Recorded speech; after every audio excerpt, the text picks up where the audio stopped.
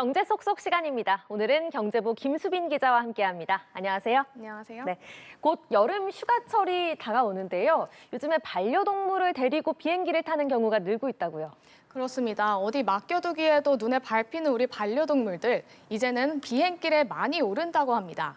대한항공에 따르면 올해 들어 5월까지 반려동물 운송 신청 건수는 2만 2천여 건이었는데요. 건수당 최소 한 마리 이상이 탑승하니까 5달 동안 최소 2만여 마리가 하늘길에 올랐다는 뜻입니다. 코로나19 이전인 2019년에 비해 약 2배 정도 늘어난 수치입니다. 저비용 항공사들에서도 반려동물 탑승 증가세가 두드러졌는데요. 티웨이는 같은 기간 4배, 제주항공도 2배 이상 늘었습니다. 이에 따라 항공사들도 전용 기내식이나 마일리지 적립, 탑승권 발급 등 반려동물 전용 서비스를 대폭 확대하고 있습니다. 네, 그렇다면 모든 반려동물이 비행기에 오를 수 있는 건가요? 그렇진 않습니다. 반려동물 동반 탑승이 가능한 노선과 이동장 크기가 제각각인데요. 대부분 반려동물 나이는 8주 이상이어야 하고 기내에 함께 오를 수 있는 건 케이지 포함 7에서 9kg 이내의 중소형견이나 고양이, 새 등으로 제한됩니다. 이보다 무거운 동물은 화물칸을 이용하는 위탁 수송 방식이 적용되는데요. 그래서 실제 여행 가기 전에 다이어트에 나서는 반려동물들 많다고 합니다. 네. 한편 반려동물을 키우지 않거나 알레르기를 가진 승객들이 있을 수 있는데요. 비반려인들을 고려해 항공사들은 마리수를 제한하거나 전용 좌석 배정을 적용하고 있습니다. 네, 자 다음 키워드 보겠습니다. 다음 키워드는 스포 방지인데요. 드라마나 영화 결말 같은 내용을 스포일러 당하면 참 맥이 빠지잖아요. 근데 카카오톡 메신저에 이 스포 방지 기능이 생겼다고요. 네, 저도 한번 써봤는데 상당히 요긴한 기능이었습니다. 메시지 입력창에서 가리고 싶은 부분을 선택해서 스포 방지 옵션을 클릭하면 이를 모자이크해서 채팅방에 보냅니다. 네. 이러면 내부 서비스에서도 미리 보기 등에서도 모두 가려집니다. 다만 보내고 나서 설정할 순 없고 입력창에서 설정을 해야 합니다.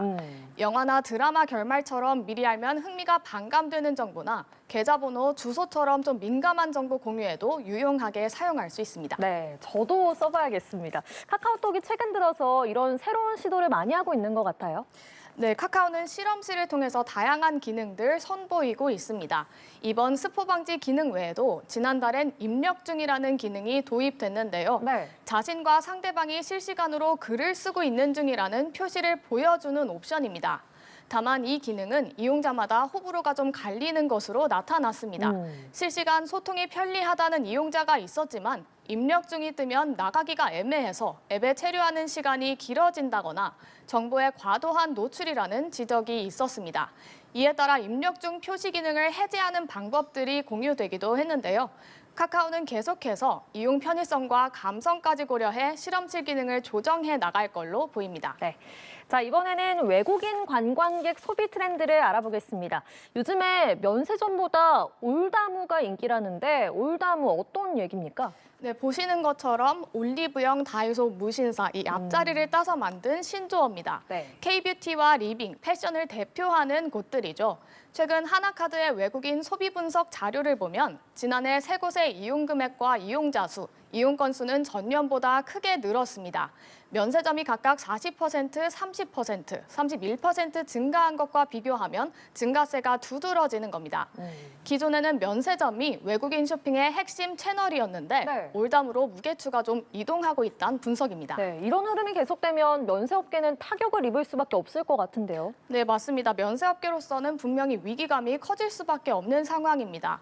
올해 4월 국내 면세점을 찾은 외국인은 96만 명으로 1년 전보다 20%가량 늘은 반면 매출액은 5.8% 줄었습니다. 단순 계산하면 인당 구매액은 125만 원에서 92만 원으로 25.9%나 급감했습니다. 과거에는 고가 브랜드 위주의 쇼핑이 중심이었다면 이제는 K뷰티, 라이프스타일, 스트릿 패션 등 일상 소비형 브랜드에 대한 수요가 더 많아졌기 때문입니다. 면세점도 정형화된 브랜드 중심에서 벗어나 개별 맞춤형 프로모션과 브랜드 다변화가 필요하다는 의견이 나옵니다. 네, 유통시장 얘기를 계속해 보겠습니다. 최근에 중국의 대형 유통업계들이 유통업체들이 속속 한국에 다시 진출을 하고 있다고요? 네, 맞습니다. 4년 전에 한국 시장을 철수했었죠. 중국 생활 잡화 브랜드 미니소가 지난해 12월 다시 문을 열었는데요. 벌써 4호점 개점을 앞두고 있습니다.